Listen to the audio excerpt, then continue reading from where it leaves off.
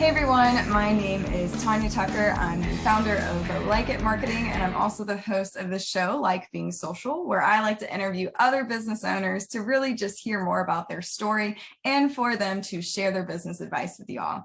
So today I'm very excited for our 7th episode. I have with me Denise Tessier of Tessier Law Firm, and she's going to share her story with us as well as tell us a little bit more about how law relates to business. So Denise, thank you so much for being here. Oh, thank you so much for inviting me. I'm really looking forward to getting to know everybody. Absolutely, absolutely. Well, can you tell us a little bit more about you and about Tessier Law Firm and how it kind of got started? Sure. So I've been an attorney for over 30 years. I don't even want to think about how long it's been. But I was in the corporate world for most of that. I was general counsel of insurance companies, and I worked for IBM in their regulatory division for many years. But hadn't really thought about going on my own. In 2020, things changed for the world and for me.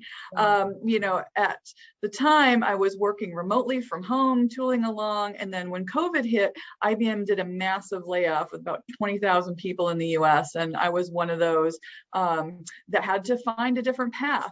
And it just so happened that I had been working with a friend of mine from Massachusetts to clear her mother-in-law's estate.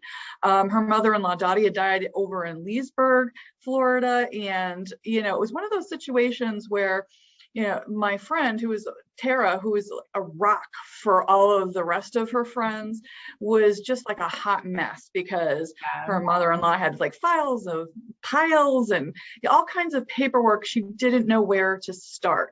So I went over her house and gave her a plan of what to do in the days, weeks, and months, after the passing. And she kept on teasing me and saying, "Oh, you should do this. You should do this." It was so helpful to have somebody walk me through the process. She really felt better and less anxious once she had a plan. But I didn't think too much about it until I had the layoff. And, I immediately said, you know what?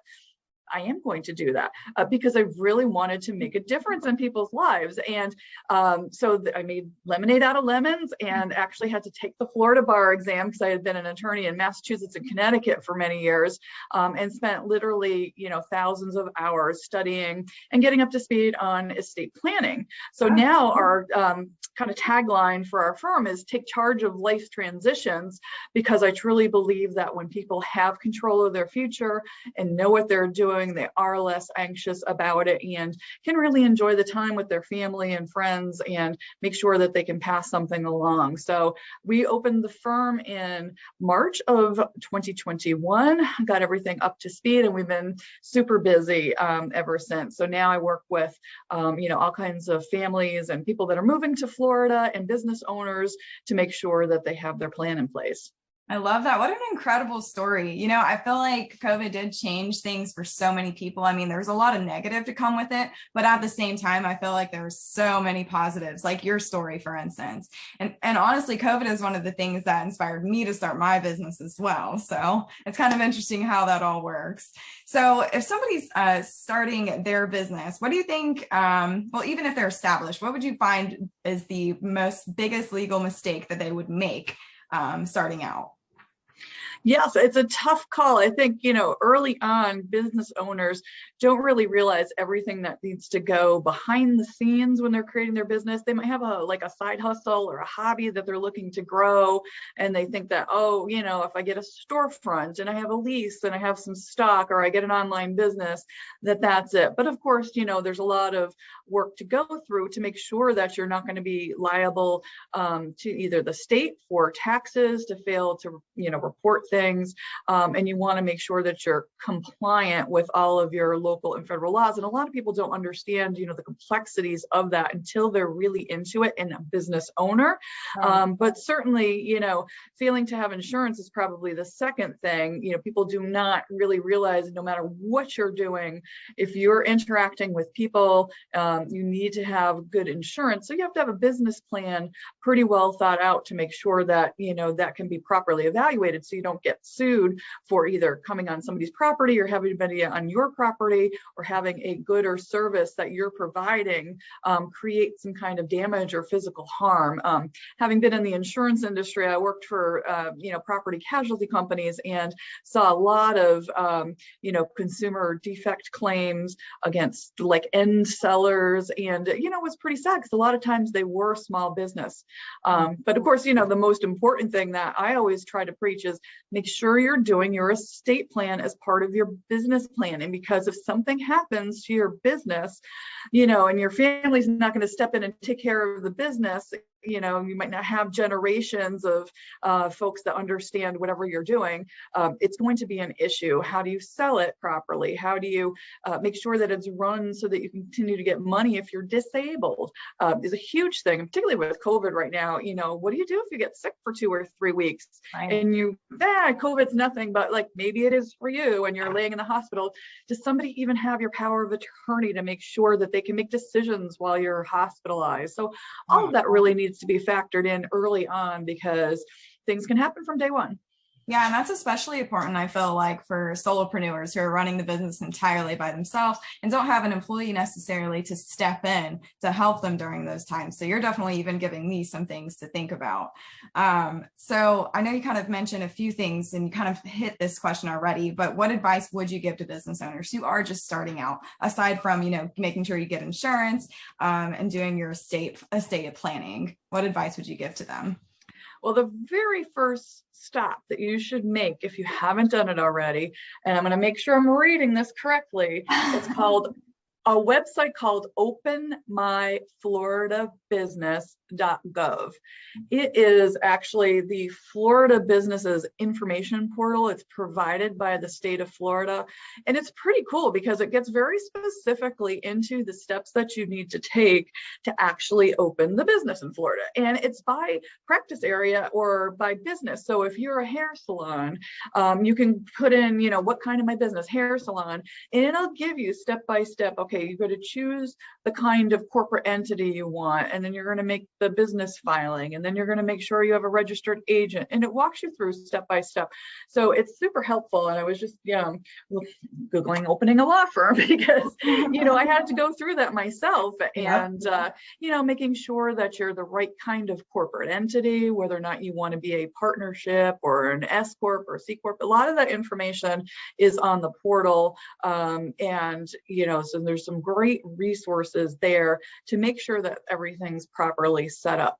Once that's all set, depending on the kind of corporation you have, there's not much maintenance that you have to do to worry about. You have to file your, articles of incorporation. You have to make sure that you're registered every year. And sometimes your tax accountant can help with that. So if you're not the person that's going to remember how to diary that, work with your financial advisor, or financial planner, or somebody that's handling, the books to kind of arrange to do that, because a lot of the CPAs have the software to file with Sunbiz and other types of things. So that can be super helpful. And I would just say the second thing on that is to make sure that you have good funding to cover those kinds of expenses, because a couple $100 here or there, but you want to make sure that you do have the proper documents, and it's worth spending it up front rather than getting fines, fees, or penalties along the way. So when you're creating your business plan, get an accurate picture of what it's going to cost and what your expected tax obligations are going to be, because you never want to be late with any of that with the state. Right. And with that said, so you would definitely recommend hiring a tax accountant even in your first year of business, right? Oh, I couldn't do it. I mean, went into law school because I'm like not a maths person. Yeah, but I can do it, and I understand business planning. But you really want to make sure that you've gotten the maximum strategy for your business. As a professional, I have the ability to be a professional association or an LLC. For taxes, we file as an S Corp because there's some advantages there, even though we're not, technically making scads of money yet, because we're still starting up and we have a lot of expenses. So we want to make sure that we're doing it right from the get-go. It's much easier to set it up in the beginning the right way with the right QuickBooks and the right systems than to try to scramble a year later and just have a stack of bills and give it to somebody and say, go enter this in. You'll really have a much better time managing your businesses and your finance if it's done right up front, and a little money goes a long way when you're doing it early on. Absolutely. And I feel like it's just going to save you a ton of time and a ton of headaches in the future. So that's something good to know. And I will make sure, so you said that website's openmyfloridabusiness.gov. I'll make sure to include that in the show notes so that people can click on it later on after they watch the show. Absolutely. And there's actually, they have a downloadable e-guide that's a couple hundred pages. So you can download the guide, and then there's industry specific stuff. They also have a great FAQ section, and that'll bring you to some other resources in addition to, other things that you can find locally.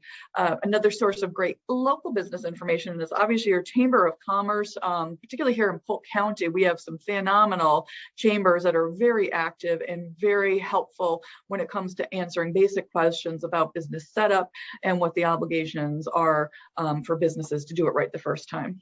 That's a good point, because I honestly have never thought about going through the chamber to ask some advice about setting up a business and things like that. I really just thought of them as more of a just networking group, you know what I'm saying? So that's and they certainly, if they can't help, there's economic development councils. Polk County has some fabulous resources because we are such a growing area. In fact, I'm hearing that we're the second fastest growing county in the nation. So, the economic development folks here, everybody networks with each other to get our areas to grow in Florida. So we really want to make sure that we're taking advantage. And people are just been so friendly and helpful when I've opened my business that I never hesitate to recommend that new business owners, just make up the call. And, maybe if you're not getting to the right exact person to answer your question, generally somebody knows a guy that knows a guy, and or girl that will answer the question. Absolutely. That's true. I remember whenever you and I got in person, you had a whole book of business cards, and I loved that. Absolutely. Like, wow, you're so organized, and you're like, you really do want to help people and refer people to business owners and stuff like that. I just thought that was so cool, and that stood out to me. So I definitely need to get on your level when it comes to that organization of the business cards. But my next question for you, I wanted to kind of talk about how you feel social media has played a role in your law firm. I know that you said that you have somebody who kind of handles that for you right now. How is that going? What is the role for you with that? That's been interesting because I am a member of the American Academy of Estate Planning Attorneys, and we have a network of over 1,000 attorneys in 45 states. There's 8 other firms in Florida that are part of the Academy. We're sort of like a franchise where we have some software and we have some services that, we can take advantage of, including social media. And so there's been a lot of discussion about estate planning and whether or not you can do it online, what kind of tools are there. And, during COVID, a lot of our attorneys were using social media to promote webinars instead of live seminars to get people understanding what they need to do for estate planning. I've done seminars on wills and trusts, for example, that are now webinars on wills and trusts. In order to promote those, we do a lot of social media through Facebook, Twitter, Instagram, and with some success. And we have people that need to have it online because of schedules or family situations. But it's interesting to see, of my age target group, a lot of the clients I have are retirees and over 55. It's probably still about 30% will be, reaching out on social media, or will see the website and will Google me. And then, a lot of them still like advertising. They still like paper. They still like coming to live seminars and are willing to come out to do that. So I'm sure that I will probably see a huge growth in social media in the future, and we're preparing for it. We're going to be starting to do like Google local ad campaigns and things like that to kind of test the waters. But right now we're still in that hybrid stage where, I'm always trying something before we commit to it. And, it's not a bad strategy for anybody. If you're not sure where your dollars should go to Facebook, or should it go to Google My Business, try it. And it's very easy to do a campaign now for marketing, whether or not you have a discount or you have a special product coming out or a special service that you're offering. Try it for a 2-week period and invest, $300 in it and see what kind of response rate then you go. And so we're taking advantage of that flexibility to be able to see what works, what sticks, and looking to make a real plan in the next year. Absolutely, absolutely. And so I read in that your bio that you try to really help women, in particular, women business owners. So can you tell me a little bit more how you promote them and enable them to do great things? The most important thing that I would say, we do for women business is really encourage them. We Yeah. have a lot of networking with women focused groups, women focused organizations within the chambers of commerce. Having the support of other women enable women business owners to think bigger, to dream bigger, to get their business plan more completely done, and to really understand like all the aspects of their business that may not come naturally. Unfortunately, as much progress as women have made, and I think 60% now of college graduates are women. A lot of them are still not entirely confident when they open a new business, when they talk to other people, when they go in front of a bank, when they're doing financials. They still feel like they're disadvantaged, even if they aren't. It's like a mindset. And, I've found that being members of organizations such as the American Businesswomen's Association in Lakeland, and some of the other women-focused businesses like the Chamber of Commerce in Winter Haven, for example, has a women networking group, are just so helpful because people can really share their struggles, some of the unique challenges that they've had, and I think people have an understanding of the dynamics of being a mom and a caretaker and kind of struggling with all of these other things around their business and while they're managing their business, and it just lends the support to them. So we try to really encourage new business owners by doing referral networking, and making sure that they know what resources can help them for whatever they need. I love that. I love that you do that for women. That's definitely my focus too, is to try to help other women business owners. And I'm hoping we have some that'll watch this today. That way, maybe they can kind of reach out to you, connect and everything, and get hooked up with that. So my last question for you is this. Really, I feel like you gave us such a wealth of information today, and I feel like people are going to want to continue the conversation. So can you tell us like how to reach you, and also just a little bit more about what you can offer as far as your services at the firm? Well, obviously, we have a website. The Tessier Law Firm is at tessierlawfirm.com, or you can email us at info@tessierlawfirm.com, and you'll see us, kind of advertising in Haven Magazine and a lot of the publications around Polk County. And particularly for business owners, we want to make sure that you're fully thinking through all the family obligations that you have, that your business is supporting. So, not just what happens if you die, like what would happen to the business, who would run it, or do you need to sell it? We can certainly help you think about all that. Think about putting your business maybe in a particular corporate form or doing a family trust or something else. But we also want to make sure that you're thinking about what happens to you if you're sick or disabled, or you become incapacitated. We have folks that have been running a very complex business, that have been diagnosed with cancer, and have to be out for, several weeks. And, we've had to go to the hospital to actually sign powers of attorney so that their wife or their, partner at work can sign documents. So you don't want to be really doing it at the last minute when it's already a stressful situation. You want to just have it in your back pocket as part of your plan. So we can offer, one-on-one counseling. We do free consultations, with a few conditions. We have folks watch a video about wills and trusts to understand, how they work basically, and then you get a free 90-minute consultation so that you can truly understand, what kinds of options that you have, and then what your business really needs. So, we're encouraging people to think about all that. It's not just, a money issue, it's a control issue, and it's a, lifeline for your business to have all that.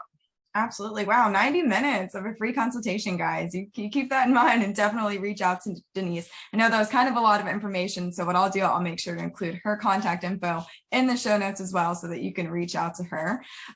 As far as for me too, I'll go ahead and throw my information in there in case maybe you want to be a guest on the show, or if you want to reach out to me about anything related to marketing or business, I would love to help you as well.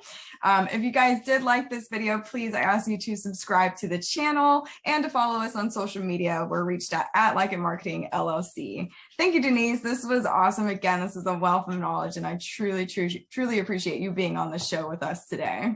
All right, everybody.